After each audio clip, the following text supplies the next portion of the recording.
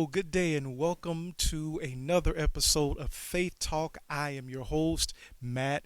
It is good to see that you come to join us again. It's been a while since we've been together.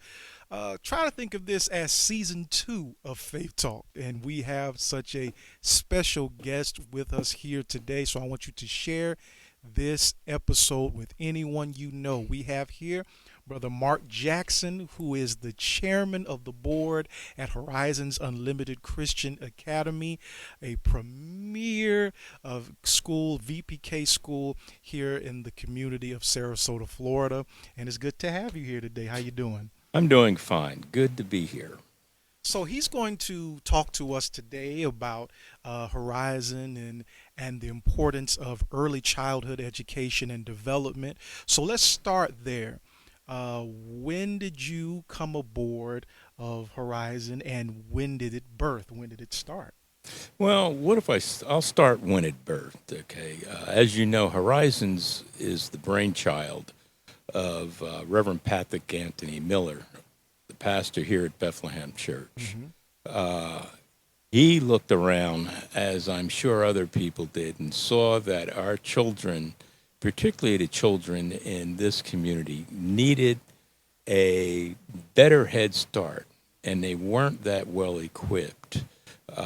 One thing I noticed when we came here, my wife Penny and I moved down here in 2000 from up north. In 2001, we had the opportunity to go to the graduation ceremony given at Booker High School, which you know is in the community here.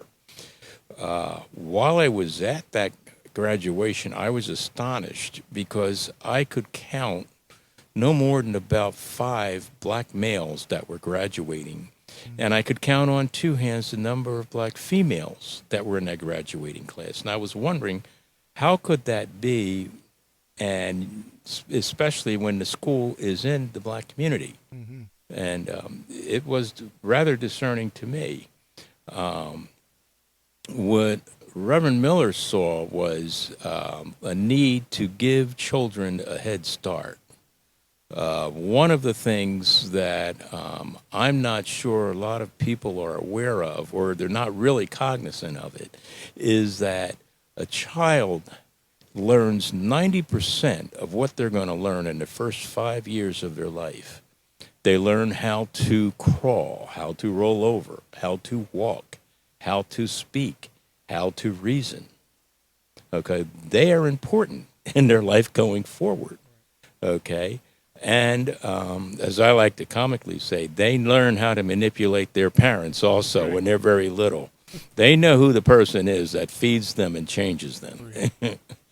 Okay, but what we do at Horizons is we help to nurture that development and to develop it in a way that enables them to excel when they go into the public education market or into furthering their education, their formal education.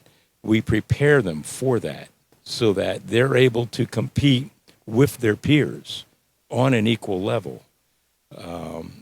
Horizons was started in 2003. In the beginning, Reverend Miller put together a task force that was headed up by the late, and I like to say great, Dr. Judith Wilcox. That lady was foremost, and what a lot of people don't realize is that she had a very powerful background in education. She was the superintendent of schools at a number of districts up in New Jersey, Essex County, which is the largest school district in New Jersey, and Atlantic County, which includes all the towns along the Atlantic seaboard in New Jersey, before retiring down here. And she had with her a number of ladies from down here who were educators in their own right from here, as well as who had moved here to help do research before they started the school. When the school started, we were lucky to have about 8 or 9 students. We had 2 very good teachers. We had a good program, an outstanding program in which to teach. really didn't have that operational piece down pat. As the board started to evolve, we were fortunate to get someone in to help put that operational piece together insofar as the finances were concerned. In the very beginning, the school was primarily subsidized by the church. But as the school became more successful and continued to evolve, they became solvent first here, where they got their first accreditation, and also when we moved into the new building over at 2674 Dr. Martin Luther King Way. We received our national accreditation there and gold seal ranking. And I'm happy to say that today the school is okay. I will not say we have it. It hasn't been without its trials. Anytime you grow from 2 classrooms, which is what we had here, to offering services to children from age 6 months to 5 years old, which we immediately went to day one that we moved into the new building, you do have growing pains. Right. You have growing pains insofar as operation. You have growing pains insofar as trying to find staff and retain staff. So we have come a long way, and we're doing well today. It's great. As we talked about transition, and you talked about moving pieces and different instructors and teachers come in and come and go. 2020 last year was a very rocky, unknown type of year, to say the least, especially for those who are in institutions and in education. So, speak to that when it comes to Horizon. How did Horizon overcome the challenge of the pandemic in 2020? Oh, it was nothing but God. Mm-hmm. I'll say that first. It was Him that led us through, that helped us through all of it. And to really look at what we as a school went through, we really have to start with 2019. In 2019, our school director, who had led us since 2000, the middle of 2006 is when Linda Ferdinand came. And she had been with us as the director of the schools since that time. And been with us when we moved the school into the new building.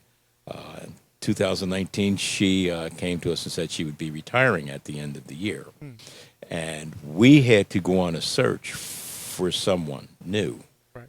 And while people may think, oh, it's just a position, you can go out and you can hire someone else. No, you cannot.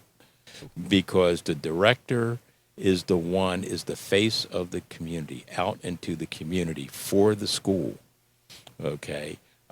That is who the community looks toward, okay, when they look at the school. And so you have to have someone that can represent that. And we went through a lot of trials and tribulations trying to find someone. Every time we thought we had someone, we realized, nah, that really wasn't the right person. We even ran tests in there and had them on trial periods, and that didn't work out. And then it was the end of 2019. We were at an event that one of you organizations that my wife belongs to.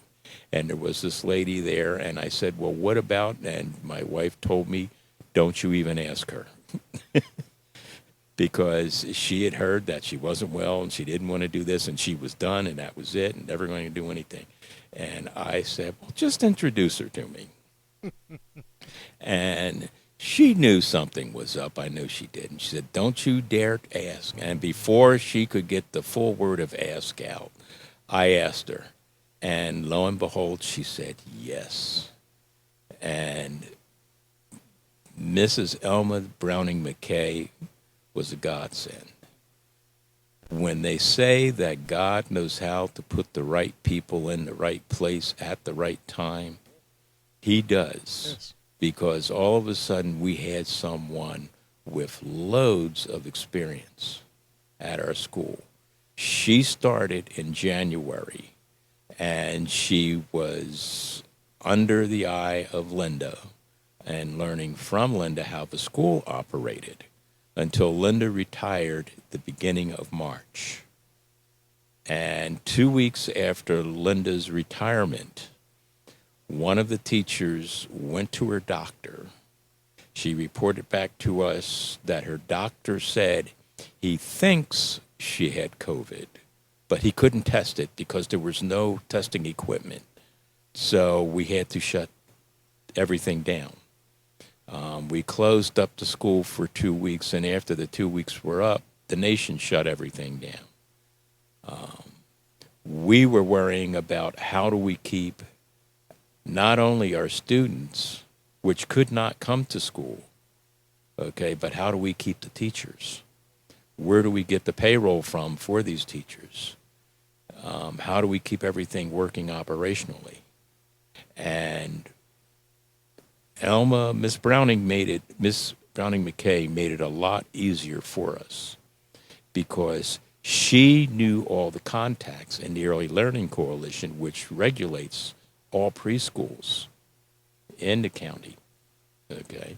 And she knew all of those people intimately from her dealings with them in the past, as well as all grant organizations. And we were able to sustain ourselves through some assistance from the church, which we took in the form of a loan and paid back. But we were able to sustain ourselves and maintain our teaching staff, even while the school was closed. We did not open back up again until May. We opened up in May. A child in the school got sick. They still didn't really have any set guidelines on what you were supposed to do. So the school immediately had to close back up again. Wow.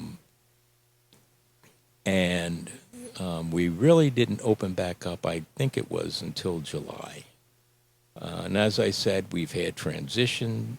We had to worry about teachers. We had to worry about parents. They were afraid to send their children to any type of school. And teachers were afraid to come because it was difficult for them to get tested. While it may have been said in the media that people were stepping up in front of a mic and saying, you can be tested. If you want to get a test, no, you could not. It was very difficult. I remember myself trying to go get a test. I went over when they first had them over at the shopping center, the UTC, out on University Parkway. I went over the beginning of May and got a test. My results came back the middle of June. Mm. They were of no use to anyone. But in August, we did open up for school. We were able to have enough funds to pay our staff, and we've kept that staff, and we have never had to shut the whole school down again. A lot of that is because of what Miss McKay did. She changed the paradigm of how we operate the school. No longer are children gathering in a central point to eat. That has been spread out and into the classrooms. All the classrooms have been sanitized. We are probably experts in sanitization of a classroom now. Okay, they know. We have sanitary stations out in the playgrounds so that the children can clean their hands before they come in. We do not allow parents to roam around in the school anymore. They have to stay outside and wait for the children to be brought to them. All of this is in an effort to keep the school as sterile as possible. And it seems to be working. I'm not saying that we're not without having incidents. We do have them. But when we do have them, we're able to isolate them. Okay? And the school continues to operate. And that's what's important. That's a blessing. That's great. It's amazing that even though Horizon is based off of Christian values, there are no ways that how can I say this? There's no shoving of religion or Christianity down the throats of the parents or the children or whoever comes into the school, even though Horizon is built off of Christian values. Speak to that. How Horizon has continued to thrive throughout this community based on Christian values, but there's more to it that seeks the eye. If I look at Christian values, okay, I look at one thing that stands out foremost for me. And I can remember my mother, when I was a small child saying it, do unto others as you would have them do unto you. Okay? In other words, she would say, treat everyone else how you want to be treated. Right. And I believe that is the catalyst Mm-hmm. for everything. Okay? If you show and teach children how to share, how to care, how to be nice toward one another, how to listen to one another, okay? Those are core values that will stay with them. Yeah, some people can say they're Christian values. There are Christian values, but there's social values that people need in order to live together. Okay, anyone. And children are the best example. Okay, if you go over to our school now, you'll see Hispanic children, white children, black children playing together, sharing. Okay, they don't look at, oh, you look different than me. They look at what do you have, and our children are learning, well, I can share this with you. Okay. And those are the types of values that you want to instill in them. Our teachers are trained to do this. No one is allowed in the classroom without the proper training. Okay, they have to go through the proper training. They have 90 days to go through what we call CDA training, unless they've taken it and come out of college with a degree.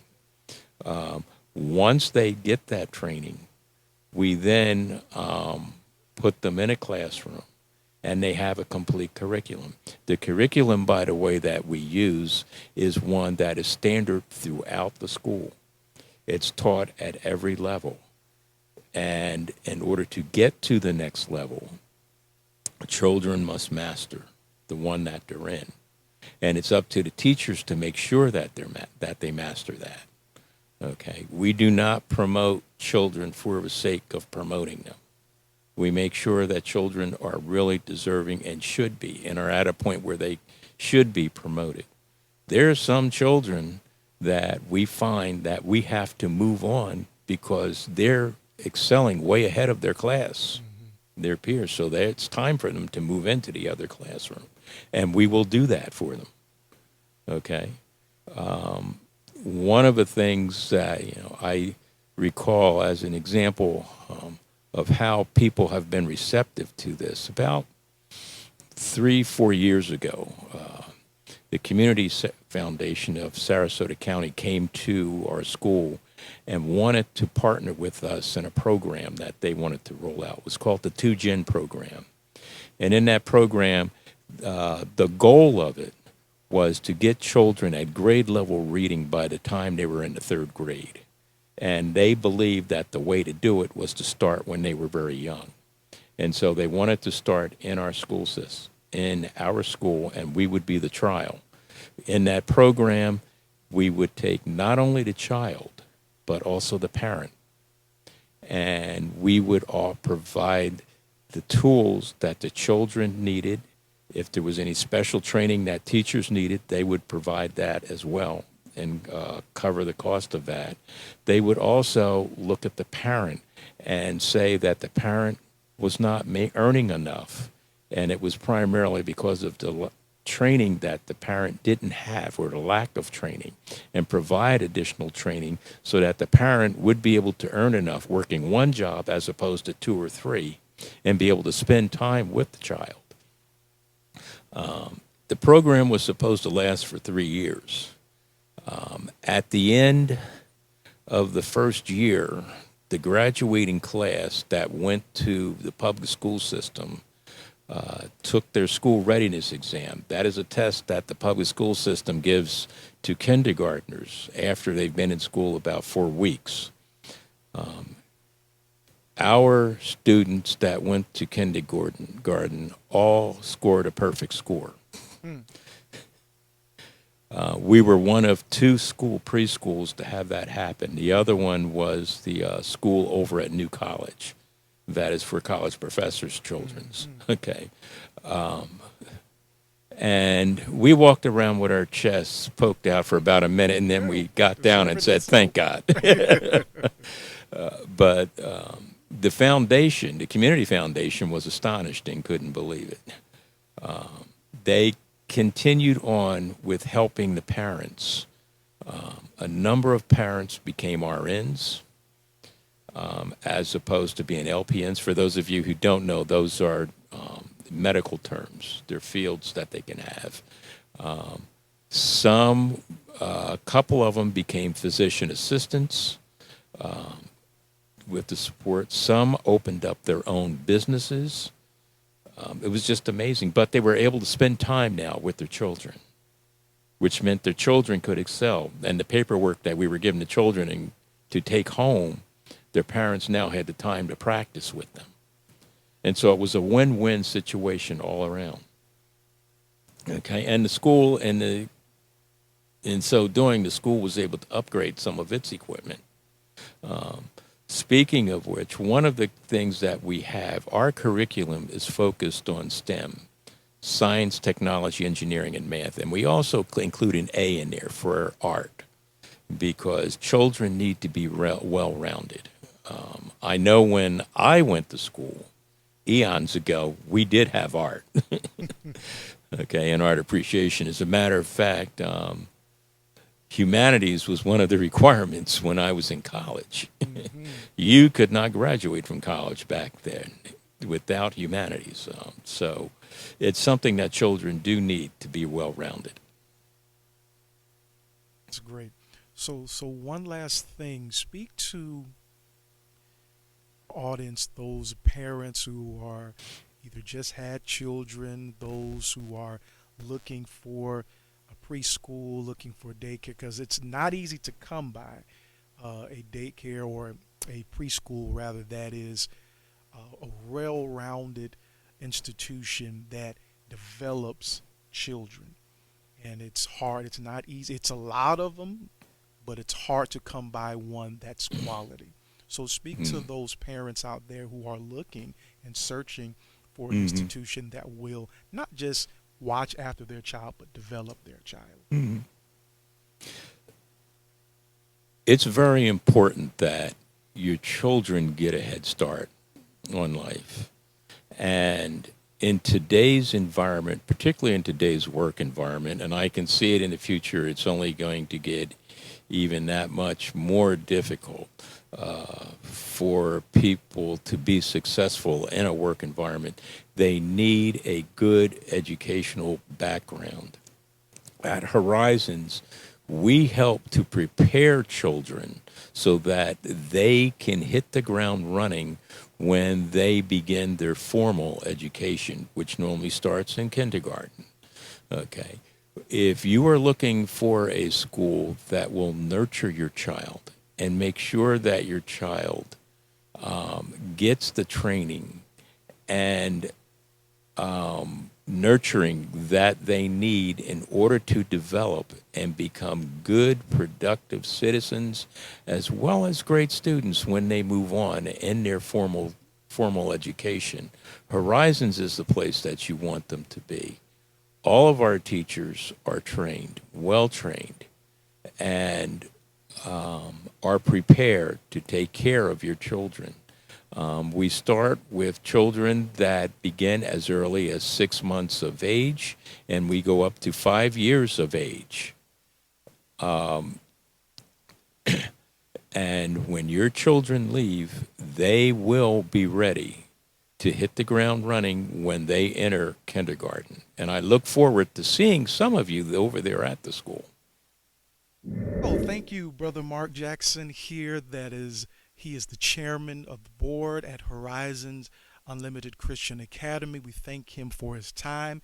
If you would like to see more about the school, you can check the school's website at where Hmm. now?